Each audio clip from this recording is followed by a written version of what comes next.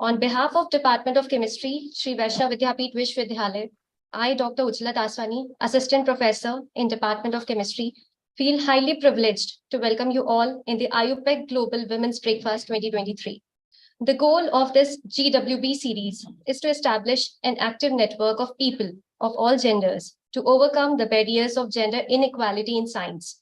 With these efforts, we hope to create a pathway solely for science and science lovers. But before proceeding further, as mark of our undying tradition, let us take the choicest blessings of Ma Saraswati, the goddess of knowledge, through virtual lamp lighting to make this webinar a successful one. For this, I request technical team to please do the needful.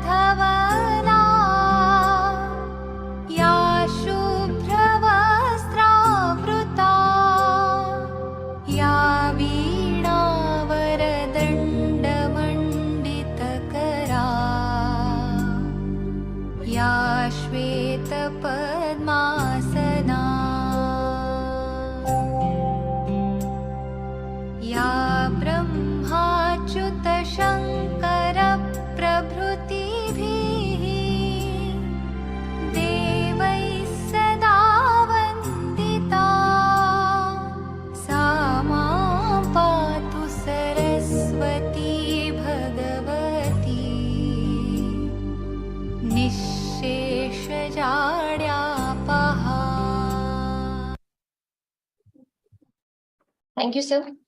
Atiti Devo Bhava. In Indian culture, we consider and treat our guest as God. It is basically a concept of respecting and showing hospitality to the guest with all our heart. For this, I would like to request Honorable Vice Chancellor, Dr. Upinder Dhar, to welcome our first guest speaker, Dr. Kasinath Viswanathan. He is General Manager and Head In Vitro Biology, Drug Discovery Research, Zydus Research Center, Gujarat.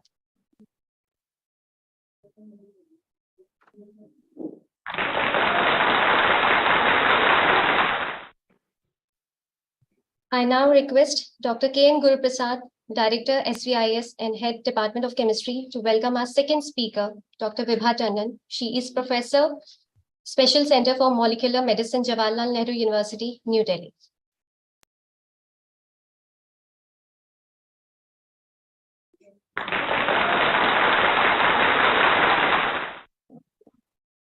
Now I request Dr. Kavita Sharma, Professor, Department of Chemistry, to welcome our third speaker, Dr. T.V. Prabhu.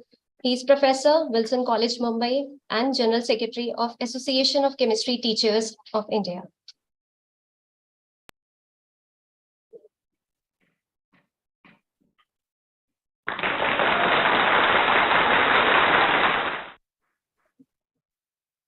Proceeding further, I now request Dr. Venkateshan Jayakumar, Associate Professor, Department of Chemistry, to welcome Dr. Brijesh Pare, President, Association of Chemistry Teachers of India.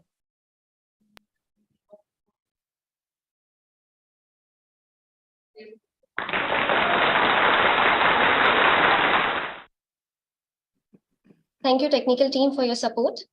To know more about the IUPAC Global Women's Breakfast 2023, on breaking barriers in science, I would like to invite Dr. Kavita Sharma, Professor, Department of Chemistry. Please, ma'am. Thank you, Ujjwala. Honorable Vice Chancellor, Shri Vaishnav Vidyapeeth Vishwavidyalaya, Indore, Dr. Upinder Dhar, sir. Guests, Dr. Kasinath Viswanathan, GM and Head In Vitro Biology, Zydus Research Center, Gujarat. Dr. Vibha Tandon, Professor, Jawaharlal Nehru University, Special Center for Molecular Medicine. Professor D.V. Prabhu, General Secretary, ACT, Wilson College, Mumbai. Professor Brijesh Pare, President ACT, Madhav Science College, Ujjain. Dr. Santosh Dhar ma'am, Rector and Dean FDSR, SVV, Dr. K. Guru Prasad, Dean Sciences, Director SVIS, HOD Chemistry Department, Dr. V. Sujata, Principal Kaveri Women's College, Trichy, Dr. Venkateshan Jaykumar, Coordinator of this today's program, HOIs, HODs, faculty members, participants, and dear students. On behalf of Department of Chemistry, SVIS, SVV, Indore, I express my deepest regards to all of you for your gracious presence and welcome you all. Today, Department of Chemistry, with Association of Chemistry Teachers, is organizing second IUPAC Global Women's Breakfast, GWB 2023, on breaking barriers in science. I would like to thank eminent speakers of today's program for accepting our invitation to share their knowledge and experiences. I would like to thank Honorable Vice Chancellor Sir for allowing us to organize this event. I also believe that this will be certainly going to help out all the participants, as gender equality is not only a fundamental right, but a necessary foundation for a peaceful, prosperous, and sustainable world. I would like to share that GWB was started from 2019 onwards by IUPAC, which is the International Union of Pure and Applied Chemistry. It is the world authority on chemical nomenclature and terminology, including the naming of new elements in the periodic table, on standardized methods for instrument, and on atomic weights and many other critically evaluated data. A neutral and objective scientific organization, IUPAC was established in 1919 by academic and industrial chemists who shared a common goal to unite a fragment global chemistry community for the advancement of the chemical sciences via collaboration and the free exchange of scientific information. The main aim of GWB is to demonstrate the need to build a network of both women and men working together to address the barriers and inequality faced by women in science. IUPAC is in a unique position to serve as a leading organization and global platform where these difficult and persistent issues can be addressed in a transparent manner. This event is very much relevant to all of us, as so many talented women interested in an academic career are leaving the sector before reaching their full potential. Many excellent female scientists who stay in academia are not progressing to senior grades in the same proportion as their male peers. Reasons may be attitudinal or systemic, stopping women's progression, difficulty in balancing work with other responsibilities, etc. If I talk about myself, I am fair and equal to all genders in the workplace, would like to be a good role model for my female students to be bold and dare to pursue their passions. Without taking much time, I would like to request you all, please listen full session carefully and ask your queries at the end. I am sure you will be benefited by attending today's program. Thank you very much. Over to Thank you, you, ma'am. Thank you, ma'am. It is my great pleasure to invite Honorable Vice Chancellor, Dr. Upinder Dhar, for the welcome address. Sir, please.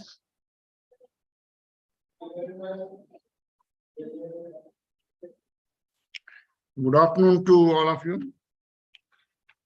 Dr. Brijesh Pare, President, Association of Chemistry Teachers. Dr. Kashinath Vishwanathan from Gujarat. Dr. Vibha Tandon from New Delhi. Dr. D.V. Prabhu from Mumbai, Dean, Faculty of Science, Dr. K.N. Guruprasad, all other colleagues, Dr. Kavita Sharma, directors of various institutes, and my dear friends. As we know, this women's breakfast, Global Women's Breakfast, is organized since last few years, wherein women who are in science, in particular, celebrate the successes of women in science. But at the same time, this is the occasion when we can not only share our achievements, but also talk about the concerns and how to overcome those concerns. As Dr. Kavita Sharma mentioned, that in the beginning of the career, gender proportion is not much different. That means there are almost number is equal, so far as men and women in science is concerned. But as women grow in career, it has been observed that their number continuously declines for many reasons: social reasons, biological reasons, and so on. But we need to brainstorm and find ways so that gender equality at every level is ensured. We need to see how the re-entry of women could be facilitated. If for genuine reasons they discontinue for some time, maybe because of the marriage, childbirth, and so on, bringing up the small children, but then re-entry needs to be facilitated. In the current system, what happens? The experience gained prior to break is not given any weightage. Therefore, practically, one has to start from the scratch when one comes or joins or wishes to join after the break. So we need to think about it, brainstorm about it. What can be done? How can it be facilitated? It has been observed that women scientists have been contributing very significantly, no less in any way than any of the men. Even when we talk about outstanding women scientists, Marie Curie comes first in the mind, who had 2 Nobel Prizes, one in physics, another in chemistry. Even that time, long back. So women in any case are no less in their competence, in their talent, in their ability. So why women should be punished for no fault of theirs? The breaks sometimes are genuine, nothing can be done, because nature has made us like that. Men cannot give birth to children. Nature has made us like that, that it's only women who can give birth to the children. Therefore, there has to be a break. But then, with that break, one should not lose the weightage that should be given to the work that one has already done. So re-entry needs to be made, although in our country, to some extent, one of the provisions of maternity leave, see, which used to be 3 months only earlier, it has been made 6 months. Perhaps this is one of the initiatives to facilitate. But perhaps it may not be enough. Having 6 months maternity leave may not be enough. We need to see break should not happen. Some weightage needs to be given. We need to work on it. At the same time, as I said, it is the time for celebration of the achievements of the women scientists who must come together. And it's called breakfast because when it started, women used to, the successful women scientists would come together over breakfast, physically or virtually. And since now it is virtually, therefore it doesn't matter what time, but the word breakfast continues to be there. So basically it is the occasion to come together and share our concerns also. I'm sure that this session, which we organize every year, though in some countries different dates are taken. For example, in New Zealand, it is 16th. But in our country, we organize it on the 14th of February. It must happen, it must be continuously done, and we must celebrate the successful women who have done great, made great contributions in various domains of science. So I'm sure that this session is going to be very useful and enriching, and our guests will be sharing their experiences, their observations during this session. So with these words, I wish happy learning to all those who are attending this workshop, and particularly girls or women need to be assured that men and women make the team complete. It is never men versus women, and it should not be taken like that. It is together. So that together we can solve the problems.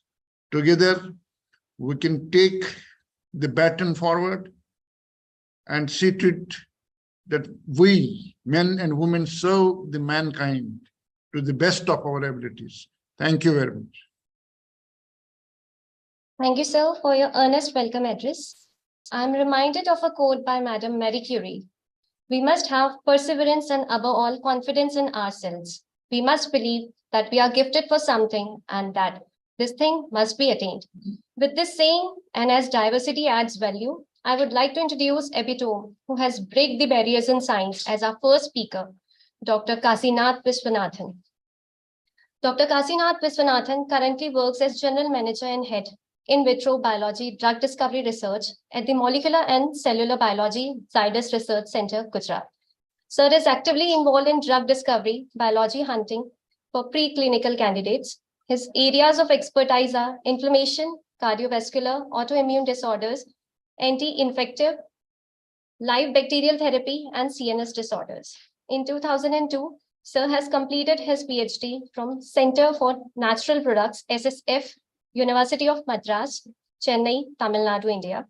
From 2002 to 2005, Sir has been a postdoctoral research fellow at Robert Research Institute, London, Ontario, Canada. In the tenure of 2005 to 2011, he has been Senior Postdoctoral Research Fellow at Vaccine and Gene Therapy Institute, Portland, USA. Sir has 22 years of industrial and research experience in handling multiple assay screening platforms like ELISA, LCMS, SPR, HTRF assays, reporter gene assays, trans-activation assays, and radioligand-based assays for different classes of proteins. Sir has played roles as members of Biosafety Committee, Radiation Safety and Regulatory Affairs. 34 research papers of national and international repute have been credited to their account. He has compiled one book chapter and has one patent. In addition, Sir has been invited as guest speaker to present his work in scientific programs. Also, he has wonderfully demonstrated management and leadership skills.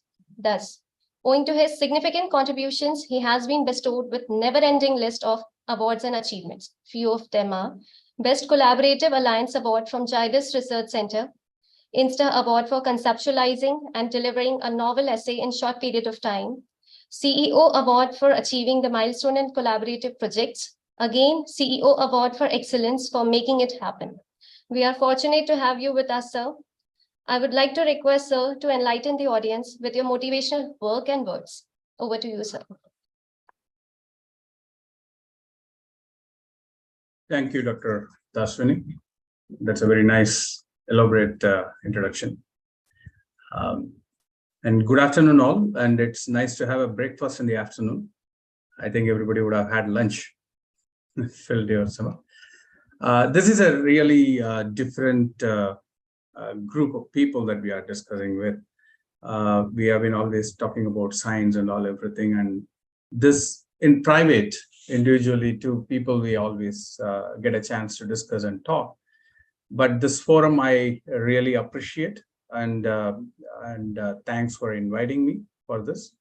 And this group is pretty active. I can see that.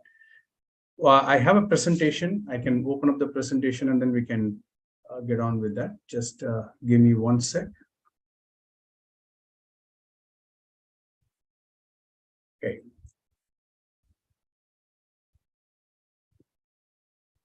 So is the presentation visible? Yes, sir, it's visible. Okay, great. Thank you. Thank you all. So the breaking the barrier in science, already Honorable Vice Chancellor, he gave an excellent the preliminary thoughts to it. So where this is not going to be a separate individual thing, it's a society and everybody has to work for this one. So today what I will do is I will give you a little perspective of what is happening in the industry, because I'm coming from the industry, I can tell you, and already he told, in education, the primary education and secondary education, till the college education, you can see a lot of women participation. But once it comes to the industry or further profession, the number of women dwindle down, and finally we don't have the equivalent numbers. So I'll tell you what is happening and probably why this is happening in the industrial sector. And I will share a little experience of mine, how many women are going unsung for achievements that they have done, not just in India or anywhere. It's all over the world. It is the same thing. It's a combined effort globally that is going on to improve this. So just to look at an indicator of science, if you want to see, this is a list of Nobel laureates, and wherever you are seeing against the years from 1901 to 2021, wherever you see a box, these are all the women who got the Nobel Prize.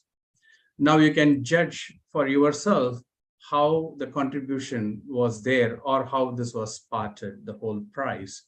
So initially there are very less number, and over the past decade, after 2000, 2005, you can see that this recognition is coming, and there are more women Nobel laureates are coming up into the scene, which is a very good sign. And still we are not there, because by population, if you see, the man to women ratio is almost around 50%, but the contributions and recognitions are not exactly that 50% that we are seeing. So definitely there is a gender parity that is still existing. And to just support whatever I was saying, on the left, you can see that these are the two women. They got the Nobel Prize for CRISPR, the gene editing. This is the Nobel Prize in chemistry they got.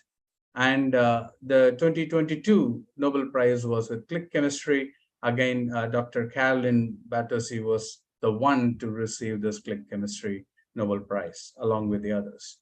So slowly the scenario is changing in the world, where women are getting noticed, but not at the rate it should be. And again, there is a difference between different regions of the world. The developed world is looking probably even much more stronger than the developing world. the main problem that we carry always is a cultural bias. It is not even the men are against the women many a times. It is the women want to be against the women, saying that don't do this, don't go there, don't take up any job and all this. So I think it is a social cultural parity that comes in.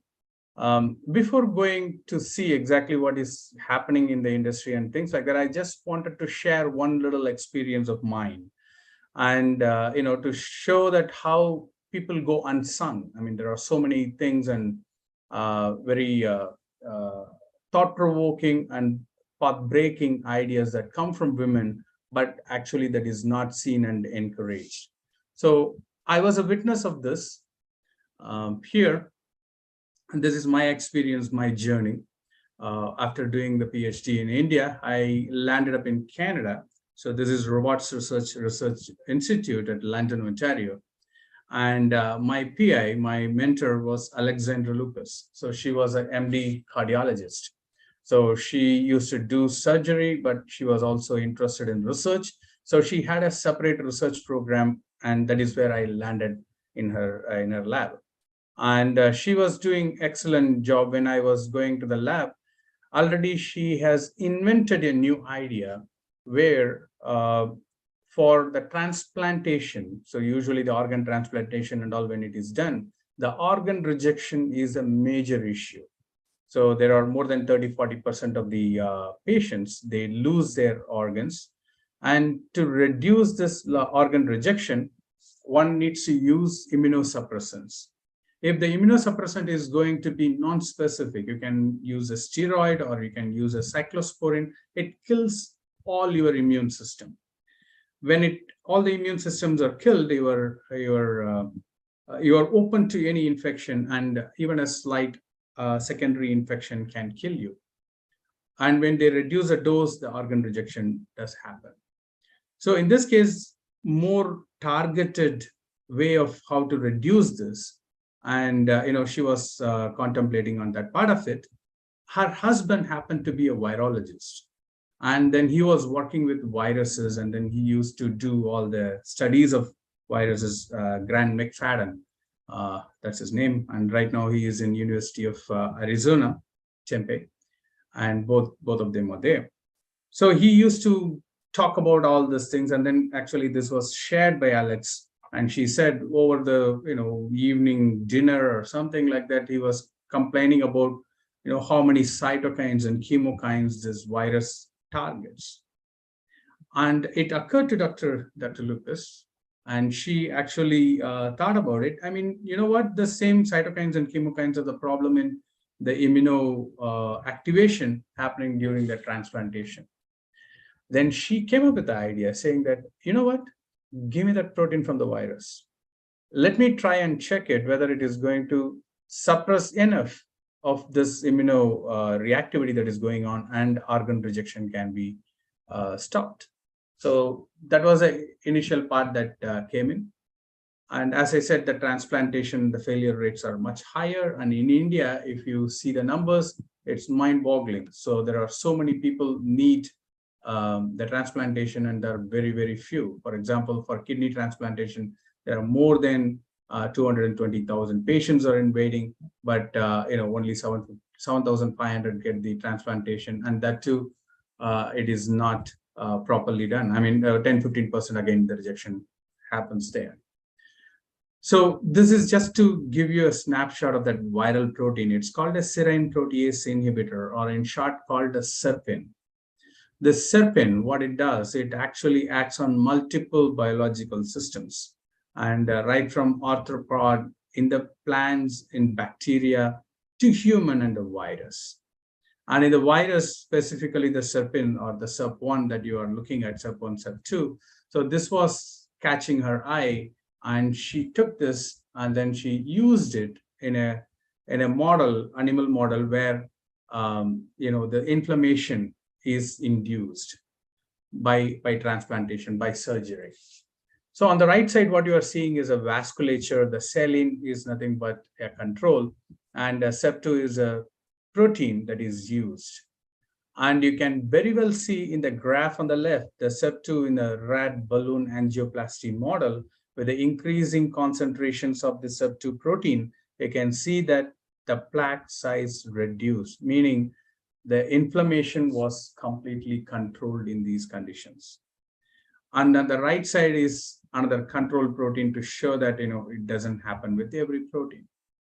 So this is a path breaking. Why it is path breaking is always we have felt virus is all the negative part of it. It is going to be infection, and we are having a lot of troubles with this virus.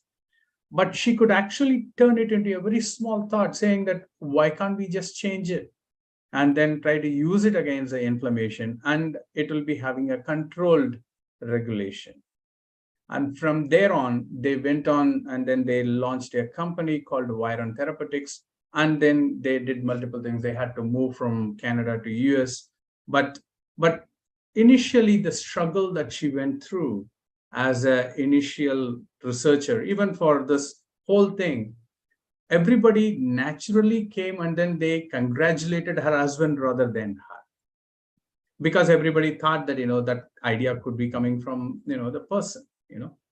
So this is where the problem is. It is all over the world. The great things that are invented or are out there, immediately whatever that appreciation goes, it goes to the male community or the dominant person they are around that. So just that I wanted to share this. We have a lot of unsung heroes around us.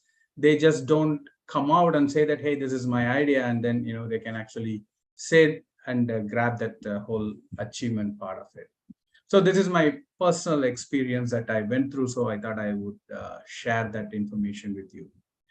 And so mainly in the Indian context of this, let us come to the problem where we are at this point of time. As I said, it is not pretty new. We have been talking about this for decades.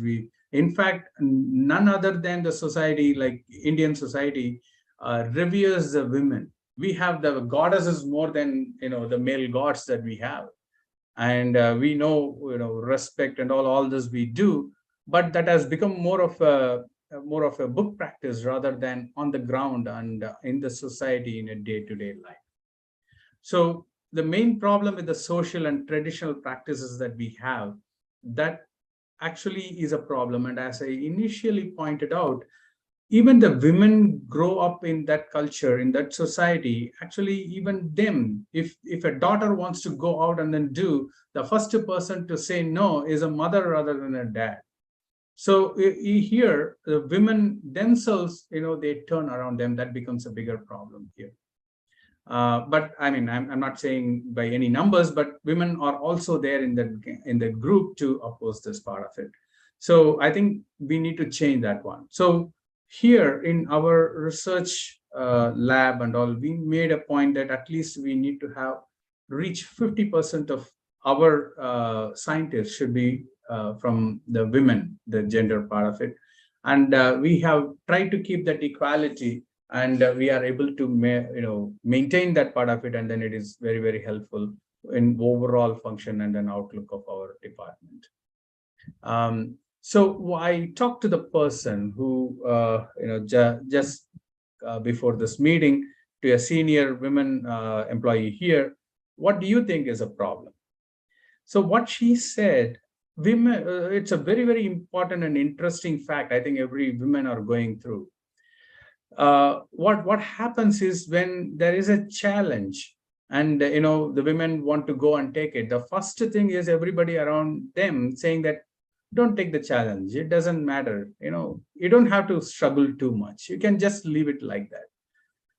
They are not even encouraged to go face and take the challenges and then deliver. So this is a major problem that when professionally also, what happens is you don't take your profession that seriously. Even a teacher was advising her when her kid was not doing well in the school, why don't you leave your job and take care of your child? So this is a society that we have. So really not encouraging women to take on new challenges and then go further up. So I think that is the first barrier that one needs to break. the barrier from the social and traditional practices and the belief system that we are carrying. And the security for women in the society, I think that is one of the major factors. And I think that's a big topic to be discussed, and how the governments and other people have to ensure that, we need to have the security.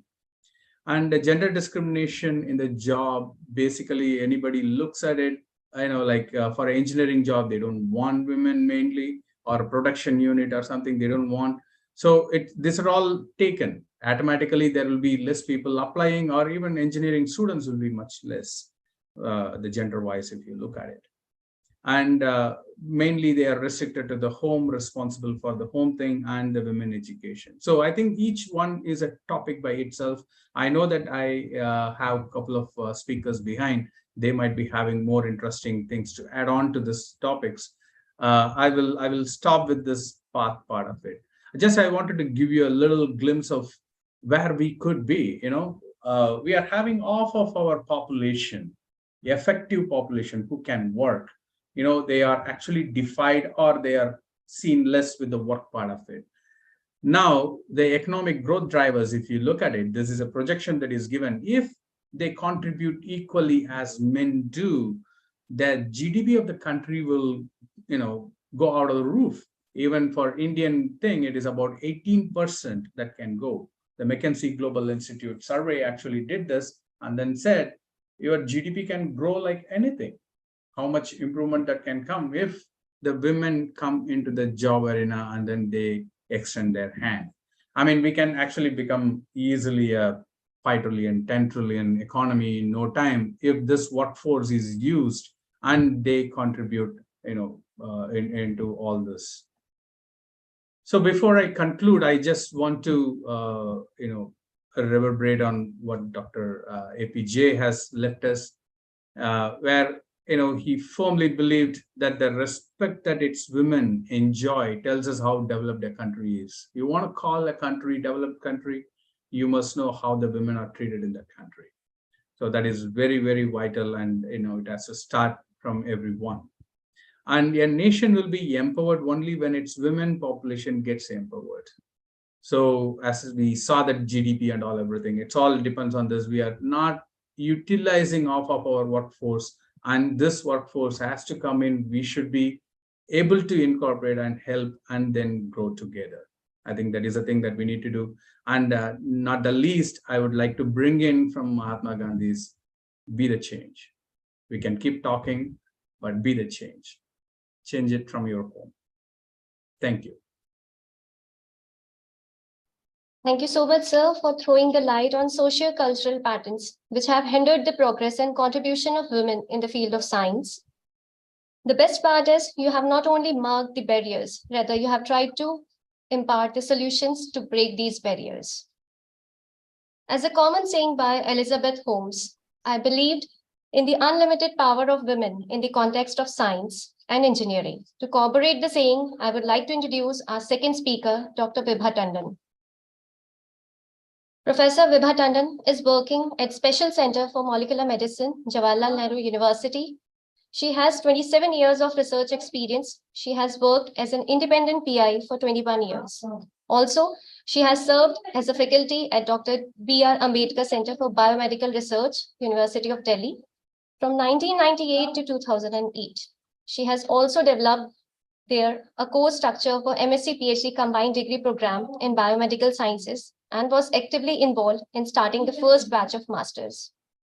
She has taught courses such as biochemistry, instrumentation, medicinal chemistry, and drug development for 10 years. In 2009, she moved to the Department of Chemistry, University of Delhi, as an associate professor. She became professor in the year 2013. In 2014, ma'am moved to the Special Center for Molecular Medicine. There also, she started the first batch of the integrated MSc PhD program in molecular medicine. She has been dynamically involved in designing the master's program curriculum, which includes courses like biochemistry, physiology, anatomy, pathology, microbiology, cell biology, proteomics, nutrition, pharmacology and therapeutics, toxicology, bioinformatics, and statistics. She has guided 22 PhD students and 70 students for their 3 to 6 months of research projects. She has 72 publications and 5 patents to her credit. In addition to this, she has been an excellent career counselor working day and night to light up the path of students. Dr. Welcome, ma'am. Dr. Welcome, ma'am. Yes, ma'am. Thanks a lot, and I am quite embarrassed. So thank you very much. And so can you see my presentation? Can everybody see my presentation? Yes, ma'am. It's visible. Okay, thank you. Thank you, ma'am. Over to So you. first of all, I would like to thank Dr. Kavita Sharma, whom I did not meet anytime, but she heard me somewhere and then she included me in this program. And I would like to thank the Vice Chancellor of the university for inviting me and including me in this program. And it is really a pleasure to speak anything about women.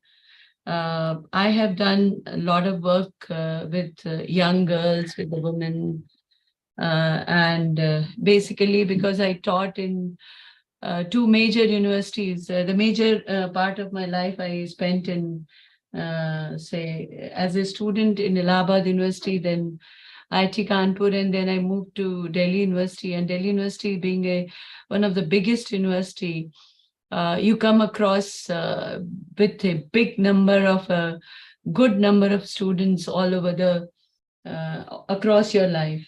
So once again, I would like to thank for including me.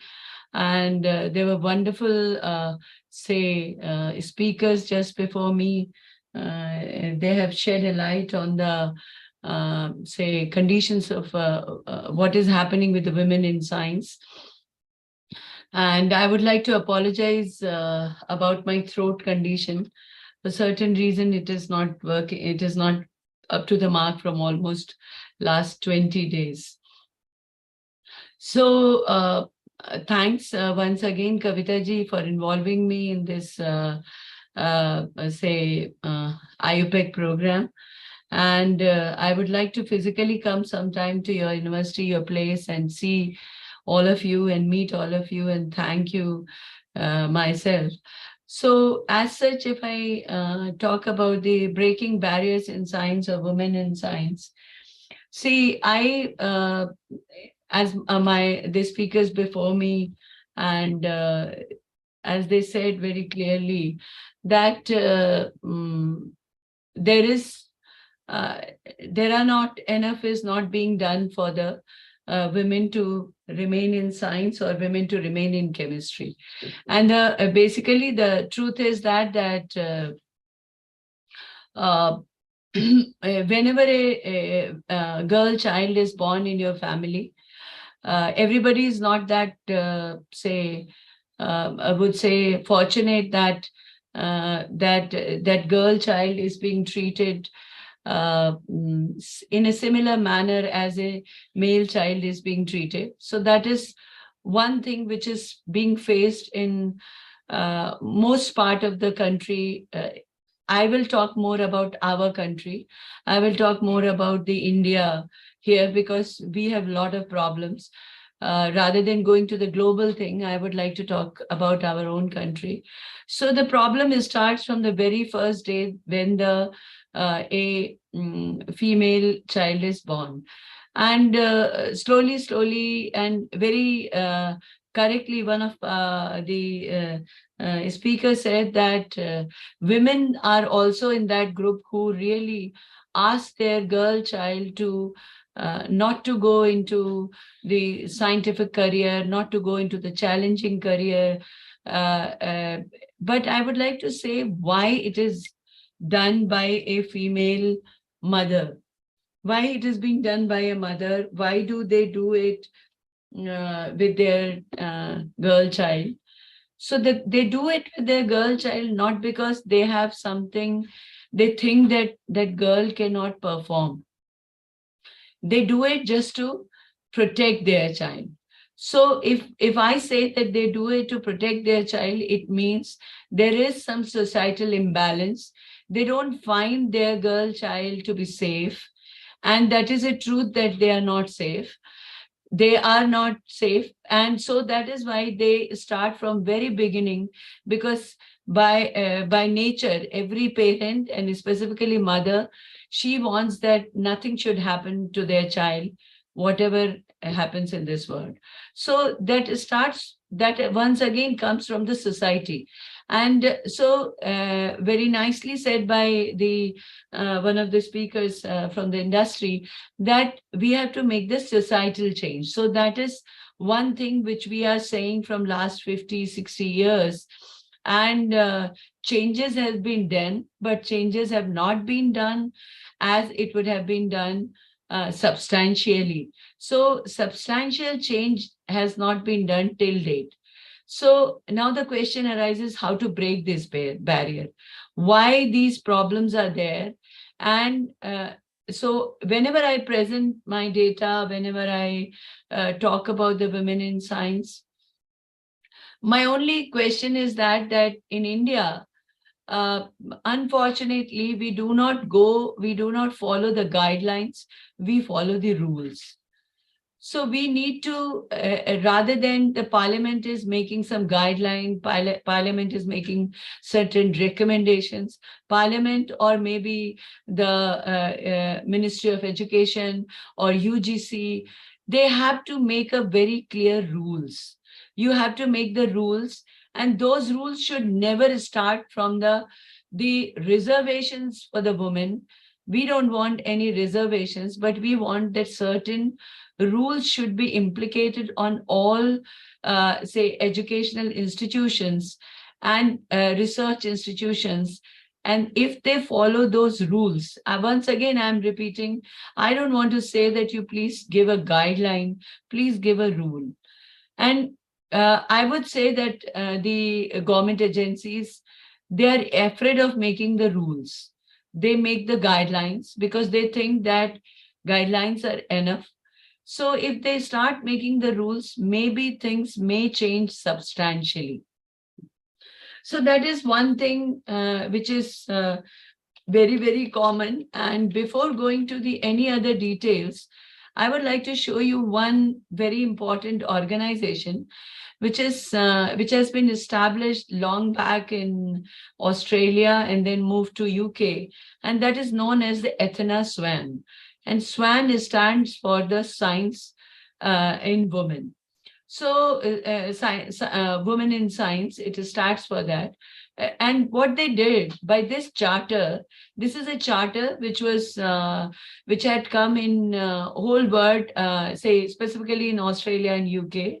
And that charter says that every institution who follows the principle of Ethna SWAN will be funded accordingly. And if you do not follow the Ethna SWAN principles, you will not be given the funding.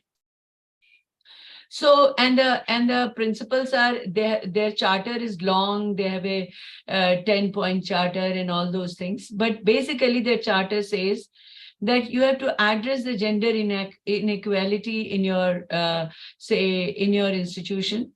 And you have to commit and show by action at all levels of the organization that you are working for it. If you lack something, then you have to give us the deadline that by 2019, you will have these many female toilets, these many female faculty, these many female students. These many female faculties will be in the policy making. They will be involved in the policy decisions. So they said that you have to give us a, maybe you don't follow completely Ethna SWAN principles, but you are working towards that, and you can give us a deadline of 2 years, 3 years, then we will fund you. And when we will fund you, and that is the government goes, the Ethna SWAN audit occurs of those institutions, and after the audit occurs, they give the results, and accordingly the institutions are being funded. Some such initiative was taken in Delhi, in India also, and DST has started a program in India, and which was called earlier as a Gati, and then so under that program has started some 2 years before by Dr. Sanjay Mishra, who was in DST and now he's in DBT. This program is already in the pilot scale, is being followed in India, but I really don't know that it will be ever go and become a part of the NAC accreditation principle. If it is being accepted by the UGC as the part of the NAC accreditation, as the part of the NIRF ranking, probably at least some of the government institutions will be bound to think about women altogether, and automatically women in science will also be benefited by that. So this was one thing which I just wanted to bring to the all the attendees, or maybe some very highly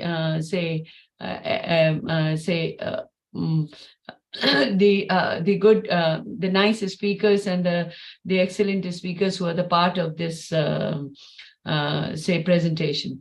So on the basis of that, this was my recommendation. I thought that I should, before going to the data, I just wanted to give one overview to that. And maybe if this IUPAC, if this particular university is making any report for the IUPAC, they can include these points in their reports as one of the recommendations, so that the policymakers can look into that and think about it seriously. So now I don't have to say much about it. See, I must inform you that there is a very good number of women students are present in the science.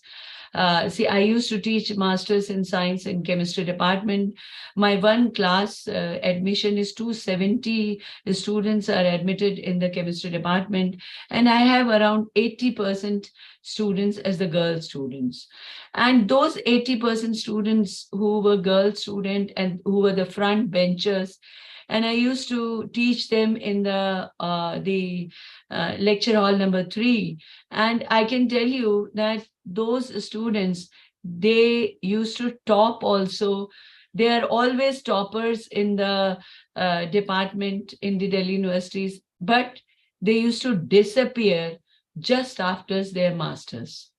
So there is a very serious leakage. Now the question arises, where do those girls go? Do they go to, Dr. Ujjwala, how much time I have? Yes, ma'am, we have approximately 10 minutes. Okay, so there is a very serious leakage.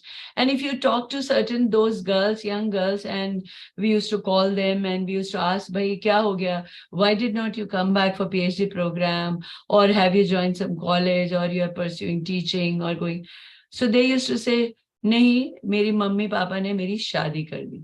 So I got married and I accepted my life as such. So, so obviously there is a serious problem in terms of and this is happening in a metro city in Delhi. And the students who are coming to the Delhi University are more or less, they are from the privileged society. So if we say that there is a major change has occurred in our privileged society, I really do not agree with that. Because as a teacher, I don't find much more change for the women in the research in sciences. This scenario is really low. And in chemistry, it is really, really low. And in biology, it is a little bit better, but not very good, actually. So scenario has improved, but scenario has not improved, say, substantially. Now, why this gender gap is there? So gender gap is there. There is, whether it is physics or chemistry or maths, it is there. The major reason is and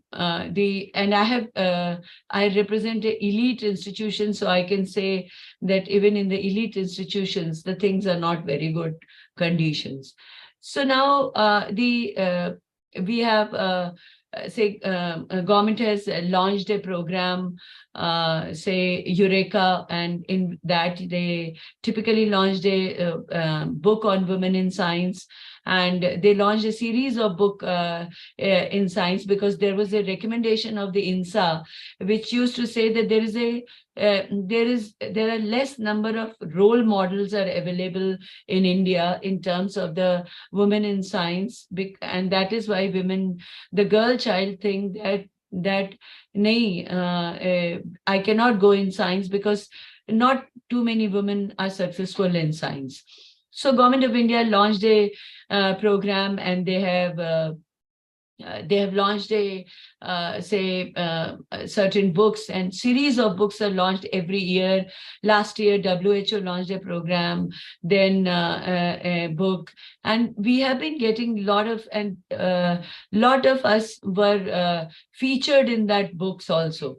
And I can say 10 such books have been released by Government of India. But did that change made a major change for the women in science? I would once again say not a major change. It is just an incremental change which has come, which we just mention in our lectures wherever we give such lectures. So the question arises that why it is happening and how it is happening.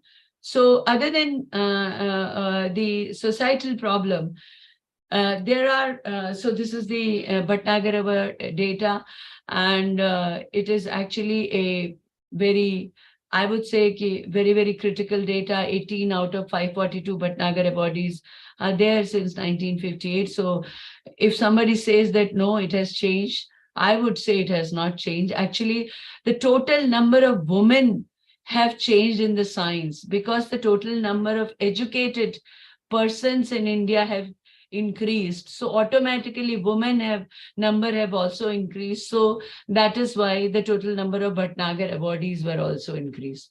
So I won't say that it has been, this number has increased because somebody has done some critically, government has done critically very good for the women, and that is why it has happened. Government tried, but still there is a big barrier to bring the women into the science. So these are the few names which are appearing over here. So now the question arises how to break this barrier, how to break this ceiling. So the question, some of the recommendations which appeared in 2012 only, and not too many things have happened till then from that. The reason is this, the recommendation is, I would like to go directly to the recommendations actually. And because I can show a lot of data, but that will not help.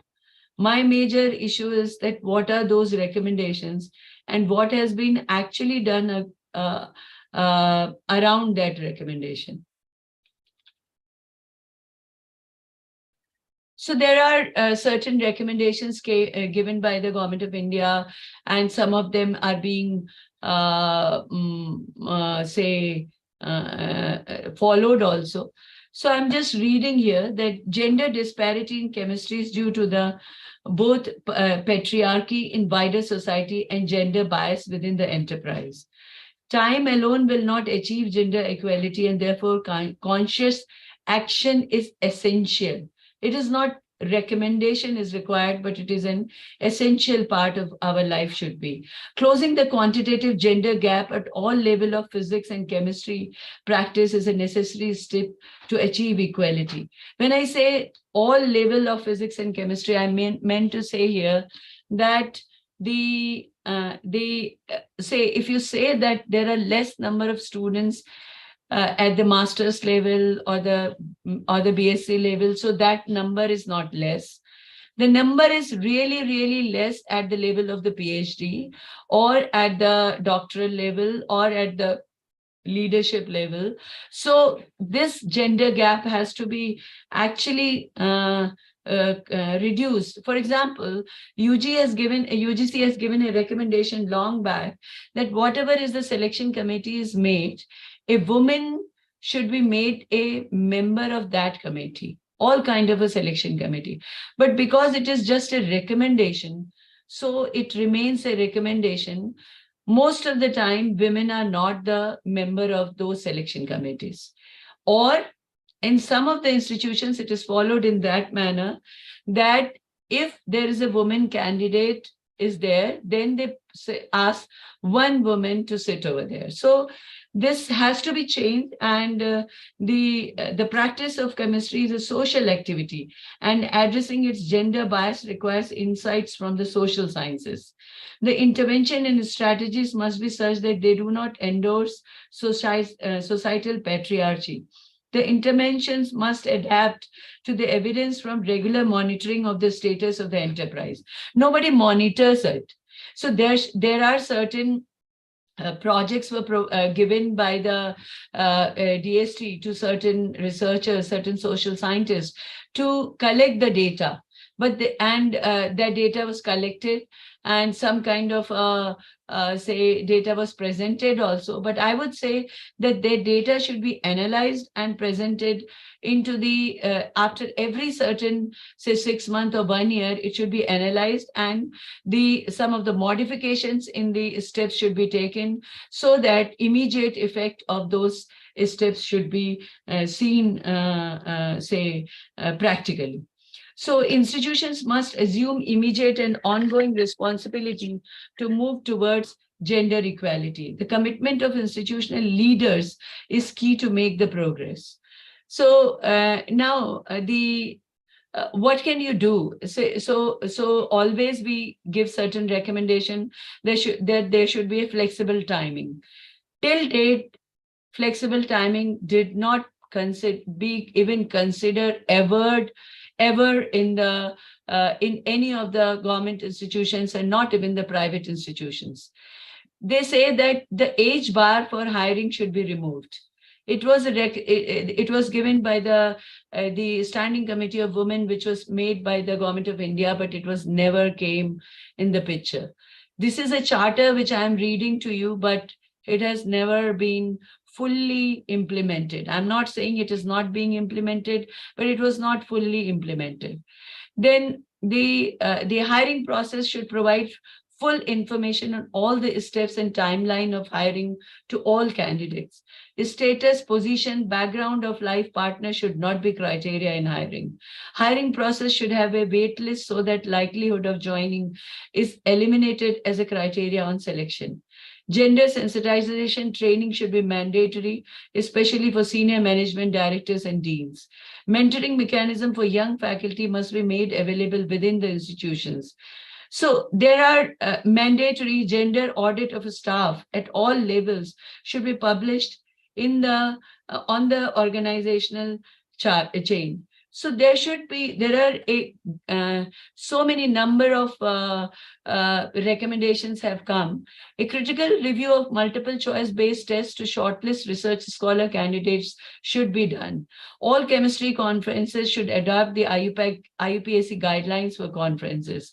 Childcare facilities. So there is one recommendation which is lying, I think, with the Government of India from several years, that there should be a crush in each organization where there are even 10 female are working. But I can tell you, even the institutions like DU and JNU have very small crash, and those crash, they cannot accommodate more than 10 to 15 child at a time. So because of that, if there are more number of women are there, and you have to believe here that there are so many non-teaching staff is also there. So you have to accommodate all females, children in those crush. So those are some very basic requirement for the females to work in an institution is pending. And if we can really, because I can see that the vice chancellors and some highly, placed people are attending this talk, and if they can at least start these kind of a process in their own institution, at least they can become one of the role models for the other institutions. So there are such kind of there should be as equal opportunity offices have been established in all the universities, but those equal opportunity offices should made it mandatory that there will be a diversity officer will also be there, who will make it mandatory that there will be equal number of scientists in whether they are male or female. So they will try to make the male and female child equally faculty equally in their department, or the scientists in their department. On the last, at the last, I would like to give an example over here that JNU is a unique institution which is known for its wrong things, which is in picture, and for its wrong things from last 5 years a lot. But there are certain very good things are there in JNU, and that is one thing is the 5% reservation for the female students at all the level. Say, other than all other reservations, the 5% is wrong, actually 5 marks. Other than all other reservations, JNU has a system that they give, they have 2 spatial reservations. One is the area wise, that if the people who are coming from the tribal areas and something, they get the reservations. That is not that is not a typical reservation which is known in the Government of India reservation charter. This is a very separate one, and they give 5 marks to every girl student who competes in the entrance examination. And they have a double tier of reservation, means at the entrance examination also and at the interview level also. I don't say that it is a very good thing or it is a very great thing, but it is there from last 50 years of institution of this university. This university has completed in 2019, 50 years. And because of that, we are the only institution who have 51% girls, 52% girls, and 48% boys in our institution. So somewhere the policy has paid in JNU. So with all these things, I would like to once again thank all of you. And my presentation is very long. I can send it to all of you, but I don't want to take more time. I just wanted to put up some recommendations, some viewpoints of mine in front of you. Thanks a lot for giving me opportunity. Thanks. Thank you, ma'am, for sharing your thoughts with us and marking the loopholes and pathways for overcoming them, and also on emphasizing the points like providing child care facility and guidelines for conferences. Thank you, ma'am. I now request Dr. K.N. Guruprasad, Director, SBIS and Head Department of Chemistry, for their concluding remarks.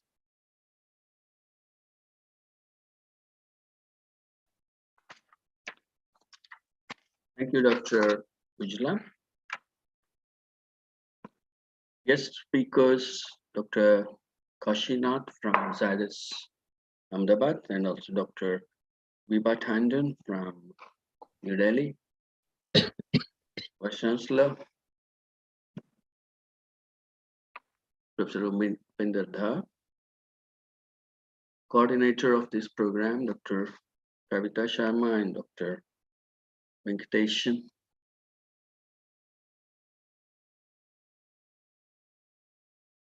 Colleagues and participants. This program is being now done annually in SVVV. It's a Global Women's Breakfast. And as some of the earlier speakers pointed out, that this started as a breakfast, but it is not necessarily over the breakfast now. So maybe they can think of renaming it since it is not always done over breakfast. I don't know how it happens in other countries, but certainly not in our country, because that's a difference from our country. That's one thing. And the history of this society starts, GWB in particular, started in 2019. And so it's quite a recent society which has existed, which has not even completed 5 years now. But since it addresses the gender issues and inequality, that problem has been there for a pretty long time. It is not that it's not a recent problem. The gender sensitivity is a problem that many countries are tackling for a long time now. This and one more thing I wanted to say about is the date, as Vice Chancellor mentioned, that in certain countries this is observed on 16th of February. That's what I heard. Whereas we are observing it on 14th of February. I do not know whether there is restriction on the dates or it can be observed on any date. So I request the organizers to find out which country observes this on which date of February. That it is not necessary that we need to have it always on 14th of February. Or is it fixed for India? Because I hope it is better to have it on some other date rather than 14th of February, which happens to be a Valentine's Day. So as such, on Valentine's Day, women get a lot of prominence. There is no, not a good day to talk about inequality of gender, particularly in science. Now, since this society concentrates particularly in the area of science, although the gender inequality is a common problem of the society and not confined to any particular area like science. But this, since this society was formed particularly by the women scientists to talk about the gender equality in science research in particular, their recognition, then their representation, and other things. My earlier speakers, Dr. Kashinath, pointed out on the how the women are treated, particularly giving examples of Nobel Prize winners. Even the Vice Chancellor pointed out that it started with Marie Curie, that long back, the Nobel Prize was already given to a woman scientist. Now, in science, I believe it has always been the recognition of the importance of the work rather than who did this work. Since women were recognized even before, but it is true that in science, the representation of women have been less. Now that is because of the societal problems all over the globe and not only in India. In India, of course, the problem is much more compared to other countries because girls were not allowed to go into education for a long time, particularly to higher education. Even in our lifetime, I remember that when we used to be in college days, there used to be very few girls in the engineering colleges in particular. If there was a class of 60 or 70 students, hardly 4 or 5 would be girls. But now the ratio has changed, as we can see, because we have engineering courses right in this university, and see the ratio of people coming into engineering and how many girls are studying engineering and science. Now, this Dr. Kashinath talked more about his own industry, particularly his own experience with his own mentor in Canada, who introduced the serine protease inhibitor as one of the tools to combat immunity, particularly during transplantation and other medical treatments. So that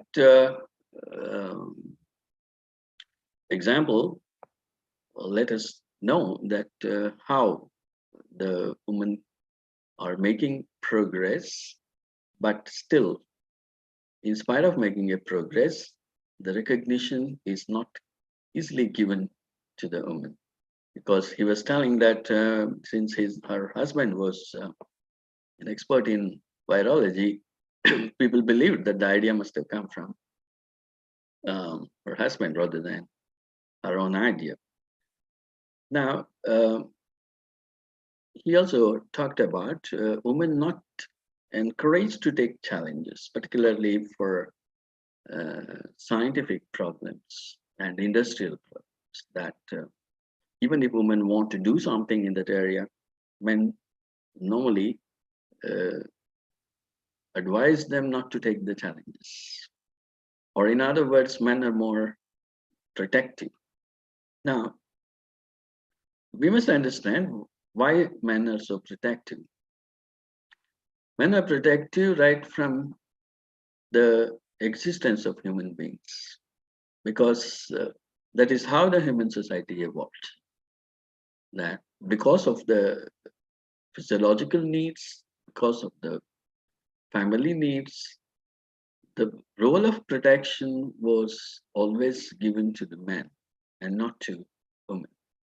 Even today, even when protection is needed everywhere, if you look to the security, for example, although women representation is there in many areas, including security forces and army and other areas, even today, we do not have a woman force protecting men. Do we have anywhere? At the most, it is woman force protecting women, or it is always the men force protecting women. Now that is because of our fundamental evolution, which happened in that way. And Dr. Kashinath also gave about the possibility of enhancing the economic contribution, because the men to women ratio is almost 50-50.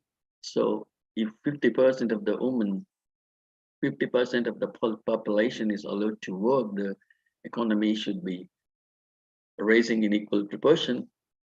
Although this was his view, but I have one doubt, because in life, things don't work like mathematics.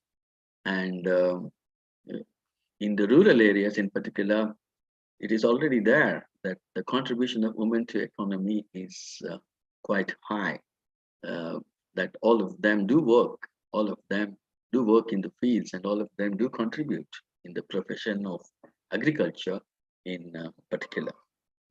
Then we had another speaker, Dr. Vibha Tandon.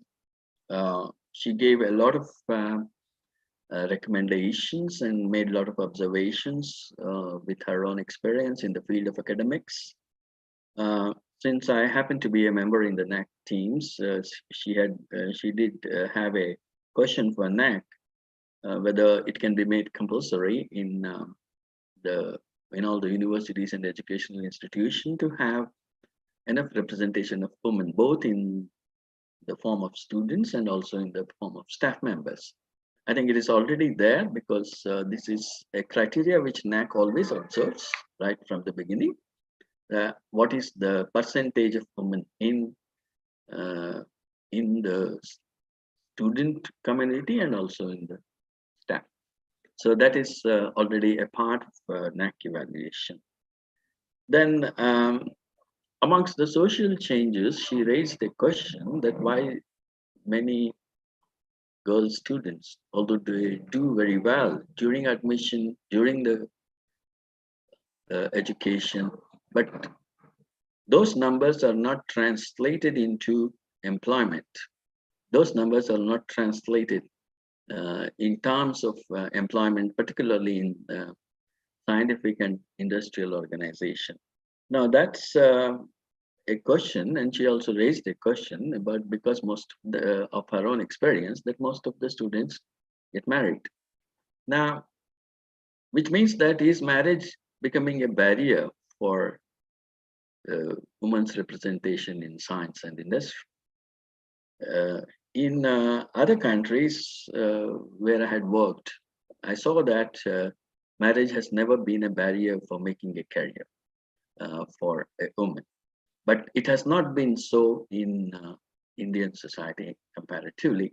So this societal change maybe is absolutely necessary. And I think to some extent, it is now coming into particularly to the sectors like IT, computer science, and other sectors, where the girl students are equally securing equal number of jobs and also equally prestigious jobs like men, and are becoming economically independent. So this economic independence, more and more economic independence for the girls, will certainly break this barrier of marriage, that marriage is not a must, it's a choice. So career takes the priority over marriage, and that is happening now in some of the sectors. It will take some time to percolate into other sectors. It was quite an information for me to see the data given by Dr. Tandon, particularly about Bhatnagar awardees. Of the total 540 awards given so far, only 18 women scientists have been awarded. So since Bhatnagar award is given only to the Indian scientists by the Indian government, now this represents our accumulated problem. It's not that it is being consciously done, but since girls were not much in higher education for a long time, and less so in science in particular, so it took a long time for the girls to become scientists and also become competitive scientists and occupy higher positions and do independent research. So all this took some time in this country. And the Bhatnagar Award, I guess, reflects this time gap in the societal change that happened in India. So, women representatives in the selection committees everywhere in the universities. I think it's quite a good recommendation, because I've worked for a long time in the university. Of all the selection committees I faced, right from being a research student and then becoming, getting some fellowships, and then moving from the lowest position in the university. At that time, it was a lecturer, and then to reader, and then to professor, and then further. So during all these selection committees which I faced all through my career in the last 4 decades, not one member was a woman in the selection committee. So I must say this with my own example. Now, that's also, again, it reflects the time gap in getting the senior positions for women in these areas. All in all, it was a good exposure to some of the thoughts given by both our speakers. And this platform has been particularly useful in highlighting the need for the changes to be brought in, so that we use the human resources available to us in a more proper manner, without the gender bias and without the inhibitions, societal inhibitions, to restrict 50% of our human resources from not being in the competitive level in all the fields, including science. So with these words, I wish to conclude my talk, and I took more time because one of the speakers was not able to join us. So the organizers told me that I have the freedom of taking a little more time. So thanks to everyone for listening to me. Thank you. Thank you, sir, for sharing the insights of the webinar in a nutshell. I would like to humbly call upon respected Dr. Brajesh Pare, President, Association of Chemistry Teachers, for his address.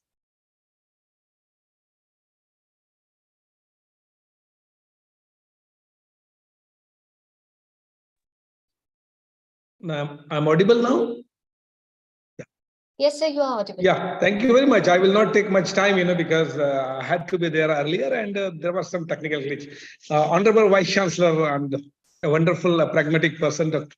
Professor Upinder Dhar, Professor Guru Prasad, and Dr. Kavita. Thank you for giving me this opportunity, and I have listened all the speakers and Professor Guru Prasad also. In fact, when Professor Upinder Dhar was speaking, I joined, but something had happened. I will not take much time. I first and foremost I congratulate the organizers for doing the wonderful program, inviting such a wonderful speaker, and the Global Women Breakfast. Like earlier 2 years, all we have done it online. But this year, particularly, across the globe, now people are doing it in a hybrid mode. Some of the speakers are there offline and some are online. So, but it's a wonderful thing. And the Global Women Breakfast, is an event that aims to celebrate the accomplishments and the achievements of women in science, particularly in STEM, And but whenever we talk about women, we need to talk about the men, and when you talk about the men, you need to talk about the women. They're all very complementary. They go hand in hand. So therefore, the IUPAC and UNESCO has mentioned very categorically that this is the program for men and women both. The central goal, of the program is to establish an active network for men and women, and to increase the diversity in all aspects of science, particularly. And we all know that it is proven, cognitively also, that diversity is quite essential to delivering excellence, and particularly in science, technology, engineering, and mathematics. Diverse and inclusive group, a workforce, particularly in science, that draws from the widest range of the backgrounds, then different perspectives, different experiences, and when these brains, they mingle, they interact, effectively, and definitely that leads to, the maximizing the innovation and creativity in science. So therefore, we need to have a diverse group. That is all we aware of, and much has already been spoken, and we are running out of time. But still, I would like to mention one or two very simple examples, that from what kind of diversity, what kind of, in fact, inequality rather, towards women. And we have traveled a lot, we all aware of some of the examples. We know the Rosalind Franklin, the lady, who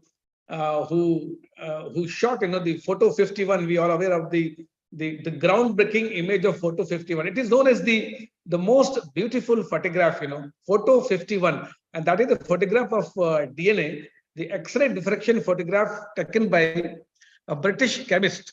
And she was basically an X-ray crystallographer, Rosalind Franklin. And that particular photograph, they paved the way for the, to knowing the structure of DNA. And these two gentlemen, the James Watson and Francis Crick, they are, of course, credited. They are credited for discovering the double helix structure of DNA, which was initially initiated by a lady, a woman, Rosalind Franklin. In fact, what happened, somewhere in 1951, one of her colleagues showed this image of DNA to the male scientist, these two, and just without letting Franklin know about it. And it took Franklin, later 1 year to fully interpret and describe the double helix structure. But the society was so different, that 2 years later, the Watson and Crick, they published their findings somewhere in 1953. And Franklin, of course, she published the same in the same journal, but in the later pages, which gave people the idea, that her work supported the work of the Watson and Crick. That was all, the trick. Then 1 year later, Rosalind Franklin unfortunately died of the ovarian cancer, and 4 years later, Watson and Crick, they picked up the Nobel Prize somewhere in 58 for the double helix discovery.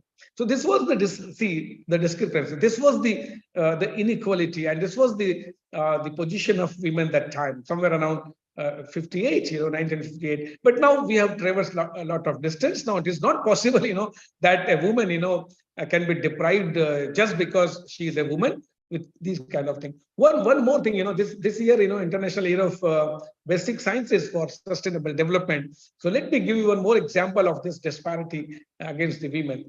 Eunice Foote, that was a lady. And anyway, but we know about the Tyndall Moore, he's a British scientist, and he's credited for discovering the greenhouse effect.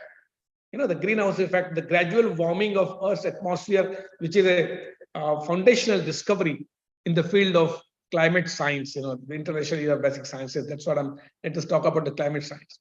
So this lady, the Eunice Foote, American scientist, and of course, she was the women's right activities also.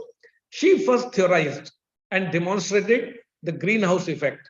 She conducted a series of experiments in 1950s, where she filled glass cylinders with different gases and kept them under the sun to measure how the temperature changes differ. And Eunice Foote found that the sun rays were warmer when passing through the moist air rather than the dry air, and the warmest when they're passing through the carbon dioxide. Most fundamental finding, and she did publish her findings in an American journal somewhere in 1857, but she was not even allowed to present her research at the scientific conference. And she had to ask a male colleague to do that. So this is how, this was the status of society. And now, but we have traveled a lot, we have traversed a lot. Still there are certain things to be taken care of, but at the same time, it is, as Professor Guru Prasad has rightly said, that it is not only the science, but there is a general perception, which is now recovering fast, And I wish, just by organizing such events, just by deliberating upon the various kind of inequalities still existing in the society, maybe in the field of STEM and science, should be eradicated soon. So anyway, I'm not taking much time. Thank you very much for giving me this opportunity, and thank you to the organizers, and congratulations. Thank you. Thank you, sir. Sujata ma'am, you are requested to say a few words. Good evening. I'm very happy to join this session because this was very interesting and moreover more useful. Being a commerce person, first time I'm listening what sort of inequalities and what sort of gaps in the science studies. And my thing is about, from the Vice Chancellor's speech, from all the speakers, I came to know that the focus is not in colleges, higher education institutions, because I feel like that only. So students, those who are coming for science education, recent past, no, they are not showing good number, no. Basic science always, it is not taking good gear up for at the time of admission. Moreover, the students are not given this much information. So I request the organizers, particularly, you please give one session for our students at least, because after listening to this particular session, this is my own determination. My own student, at least the science branch students, have to know what is happening. This is the first kind I got this type of information. See, we know gender disparities in all the area, not only in science, even social science in all area, but what for, particularly in science, how women, we are not taking part and how we are not getting any, that is higher positions, fellowships, like that. So my interest is particularly schools and colleges have to give focus. Higher education institutions, colleges have to give focus about this, and I expect the organizers kindly share this session. Particularly, we are going to make all our children, PG science students, to listen. The speakers very excellent and very informative, and greatly honored to listen the speakers all over India today. And the credit goes to your university, particularly the vice chancellors and the professor, that is Venkatesh and Jaykumar. He only invited me. I feel it is very great honor to attend this today's session, and Kavita Sharma, I feel really elated, and this definitely within a week time, this information must reach my own students of science branch, particularly PG students, and definitely this will help. Not only to stop this particular program, this must be taken as the awareness program to all the institutions of higher education. I request and I wish the organizers, this is a very good evening for me. Not only this is the breakfast, this is the whole dinner given to me. Thank you very much, the opportunity given to me. Thank you, wish you all the best. Thank you, ma'am. I'm making my own faculty also to listen. My head of the Department of Chemistry is with me, and definitely we are going to make this sort of awareness to our own student and nearby students also. Thank you. Thank you. Thank you, ma'am. If someone wants to ask any question from our guest speakers, you can mention your questions, please.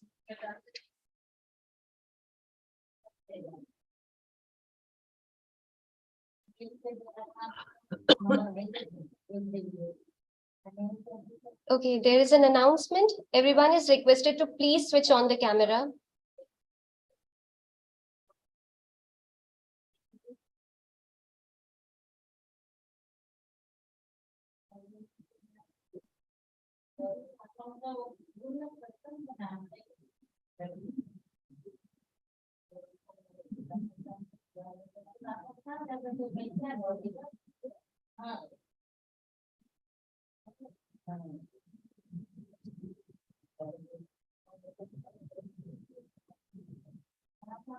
Okay, so proceeding further, to express words of appreciation and gratitude, we have with us Dr. Venkateshan Jayakumar, Associate Professor, Department of Chemistry, Sri Vaishnav Institute of Science. Over to you, sir. Thank you, Dr. Ujala, madam. Once a great man whispered, feeling thankfulness and not expressing it is like wrapping a present and not giving it. Today, I take the opportunity to put all my gratitude into words. Professor Dr. Brijesh Pare, President, Association of Chemistry Teachers, Ujjain. Dr. D.V. Prabhu, Professor, Wilson College, Mumbai, General Secretary, Association of Chemistry Teachers. Dr. Vijendra Singh, Convener, Global Women Breakfast 2023, ACT, Association of Chemistry Teachers. Dr. Kashinath Vishwanathan, General Manager and Head, In Vitro Biology, Drug Discovery Research, Zydus Research Center, Ahmedabad, Gujarat.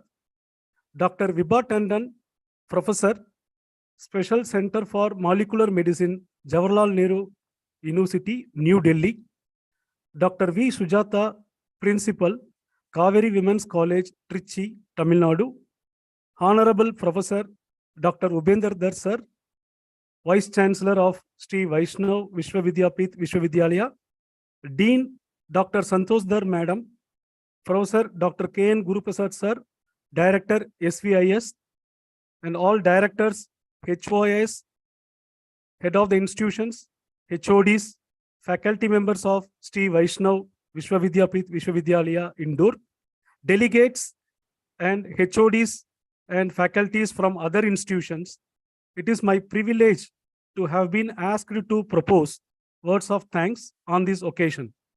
At the outset, I would like to take this opportunity to place on record our hearty thanks to our resource persons, Dr. Kashinath Vishwanathan and Dr. Vibha Tandon Madam, for kindly accepting our invitation and gracing the event, Global Women's Breakfast 2023.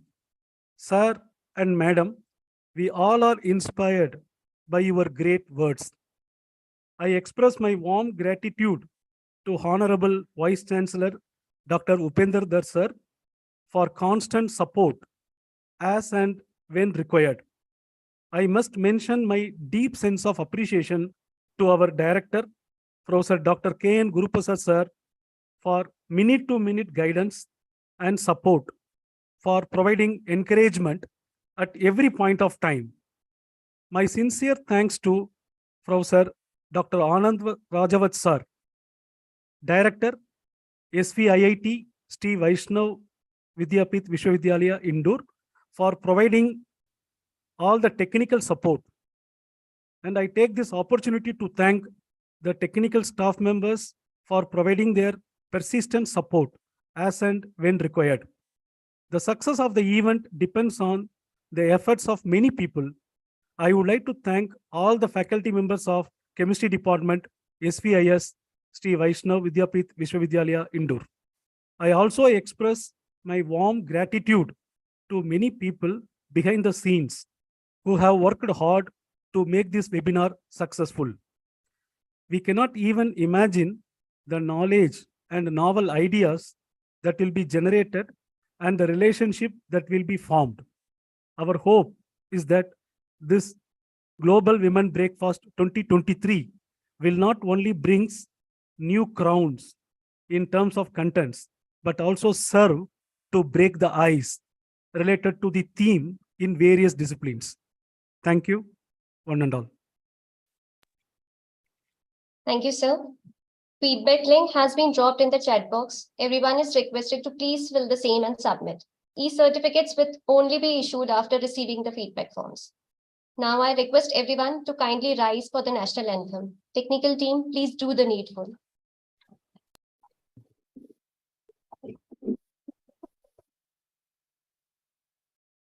जनगण मन अधिनायक जय हे भारत भाग्य विधाता पंजाब सिंध गुजरात मराठा द्राविड उत्कल बंगा विंध्य हिमाचल यमुना गंगा उच्चल जलधि तरंगा तव शुभ नामे जागे तव शुभ आशीष मांगे गाहे तव जय गाथा जन गण मंगलदायक जय हे भारत भाग्य विधाता जय हे जय हे जय हे जय जय जय जय हे